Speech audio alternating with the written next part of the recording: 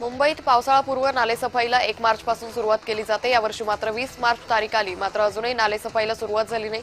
त्यामुळे मुंबईकरांनी संताप व्यक्त केला आहे।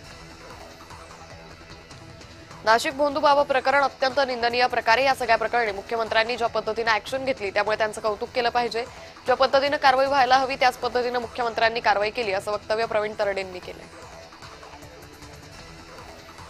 गुढीपाडव्याच्या मुहूर्तावर जळगावच्या बाजारात 100 कोटींची उलाढाल झाली। अमेरिका इराण युद्धजन्य परिस्थितीमुळे सुवर्णनगरीमध्ये सातत्यानं सोन्या चांदीच्या दरात चढउतार होत असतानाही मोठ्या प्रमाणात उलाढाल झाली।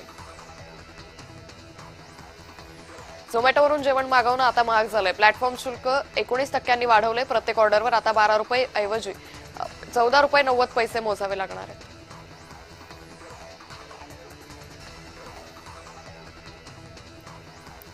मान हिंजवडी ते शिवाजीनगर मेट्रो कामाचा पीएमआरडीए महानगर आयुक्तांनी आढावा घेतला। या मार्गिकेचं काम मे 2026 पर्यंत पूर्ण करण्याचं उद्दिष्ट आहे। त्याच पार्श्वभूमीवर पीएमआरडीए महानगर आयुक्त डॉक्टर अभिजित चौधरींनी प्रत्यक्ष पाहणी करून प्रकल्पाची सविस्तर माहिती घेतली। जागतिक चिमणी दिवसानिमित्त मुंबईच्या धारावीतील मनोहर जोशी महाविद्यालयातील विद्यार्थ्यांनी चिमण्यांची कृत्रिम घरटी रंगवण्याचा उपक्रम राबवला। शाळा आणि परिसरात ही घरटी लावली जाणार आहे, त्यामुळे चिमण्यांसाठी निवारा उपलब्ध होण्यास मदत होईल।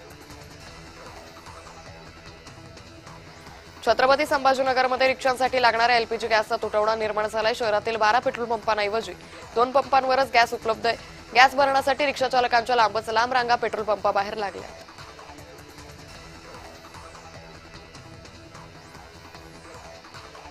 मुंबईच्या मालाडमधील पाणीटंचाईच्या विरोधात मनसे आक्रमक झाली आहे। प्रभाग 38 आप्पापाडा परिसरात मागील काही दिवसांपासून नागरिकांना पाणीटंचाईचा सामना करावा लागतोय।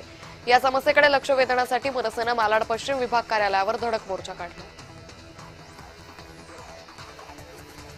कोल्हापूर महापालिकेनं कोल्हापूर पाटबंधारे विभागाचा मालमत्ता कर थकीत असल्यानं विभागातील सर्व कर्मचाऱ्यांना ऑफिसमधून बाहेर काढत सर्व विभागाला सील लावलं। या कारवाईची सध्या चर्चा सुरू आहे। स्वामी समर्थ महाराज यांच्या प्रकट दिनानिमित्त भिवंडी शहरातील ब्राह्मणाली परिसरात असलेल्या स्वामी समर्थ मठामध्ये सकाळपासून भाविकांची गर्दी होती। विविध धार्मिक कार्यक्रमांचं आयोजन करण्यात आलं होतं।